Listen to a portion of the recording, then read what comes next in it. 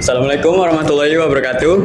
Salam sejahtera bagi kita semua. Shalom, Om Swastiastu, Namo Buddhaya, dan salam kebajikan. Bapak, Ibu, saudara-saudara yang terkasih, sungguhlah indah cuaca hari ini yang menyadarkan kita untuk mengucap syukur atas cinta kasih Tuhan dalam hidup kita.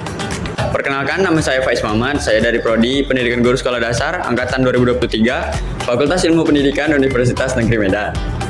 Bapak, Ibu, saudara-saudara yang saya sayangi, izinkanlah saya kiranya untuk menyampaikan orasi saya tentang transisi PAUD ke sekolah dasar yang menyenangkan.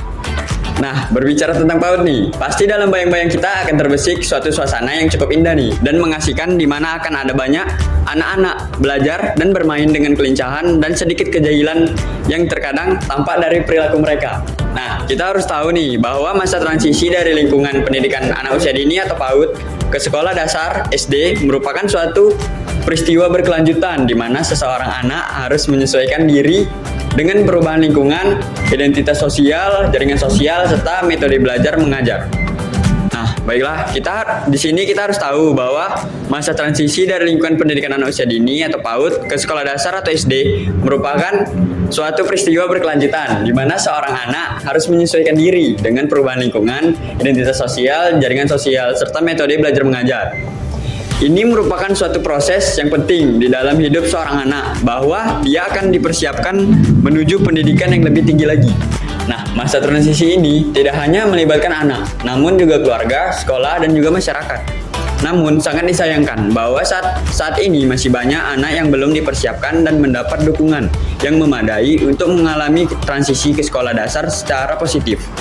Bahkan, kecenderungan yang terjadi di tengah masyarakat adalah bahwa konsep transisi ke sekolah ini lebih banyak ditekankan pada kemampuan dan keterampilan yang dikuasai seorang anak agar mampu memenuhi tuntutan akademis di sekolah.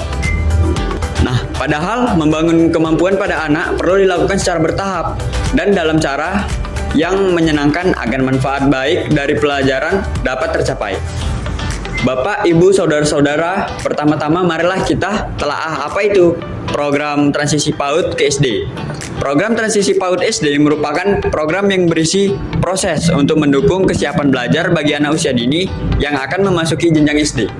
Seperti yang saya katakan di awal tadi, proses ini merupakan proses yang penting bagi seorang anak. Mengapa? Mengapa proses ini penting bagi seorang anak? Yang pertama, PAUD merupakan fondasi jenjang pendidikan dasar. Artinya di sini PAUD akan mempersiapkan anak usia dini dalam menghadapi proses pendidikan sekolah dasar, sehingga anak usia dini dapat melakukan penyesuaian diri terhadap proses pembelajaran. Nah, yang kedua, rentang anak usia dini adalah 0-8 tahun, sehingga kesiapan bersekolah adalah proses yang berkesinambungan sejak PAUD hingga SD kelas awal.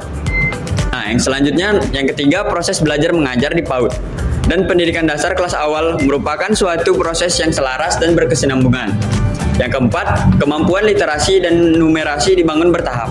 Artinya di sini kemampuan dasar literasi dan numerasi dibangun mulai dari PAUD, namun secara bertahap dan dengan cara yang menyenangkan, yaitu seperti yang didapatkan ketika anak berada di PAUD.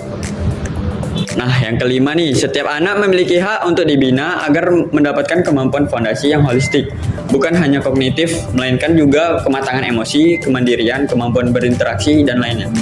Perlu kita ketahui bahwa menapaki pendidikan dasar adalah momentum yang sangat penting bagi anak, keluarga, dan guru. Bahkan bisa dikatakan salah satu tantangan terbesar yang harus anak hadapi di tahun-tahun kehidupan masa kanak-kanaknya.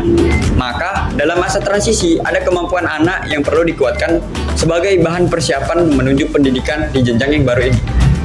Yang pertama di sini ada kemampuan sosial dan emosional, sehingga seseorang anak memiliki kematangan emosi yang stabil saat menghadapi masalah.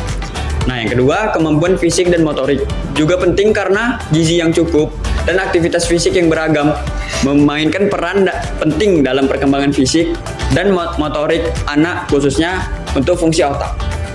Nah, di sini yang terakhir, kemampuan literasi dan numerasi, yaitu sebagai komponen pendidikan dasar dan landasan untuk pembelajaran sepanjang hayat.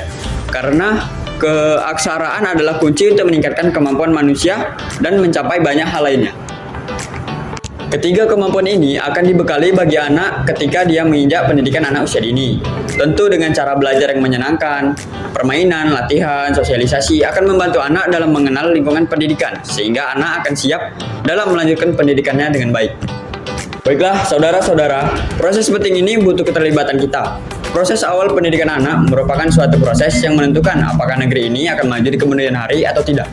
Sekolah dan lingkungan masyarakat akan sangat penting bagi pertumbuhan dan perkembangan seorang anak. Jadi, marilah saudara, kita mulai dengan hal kecil, ciptakanlah lingkungan yang mendukung proses belajar demi masa depan yang mendukung kemajuan bangsa. Horas!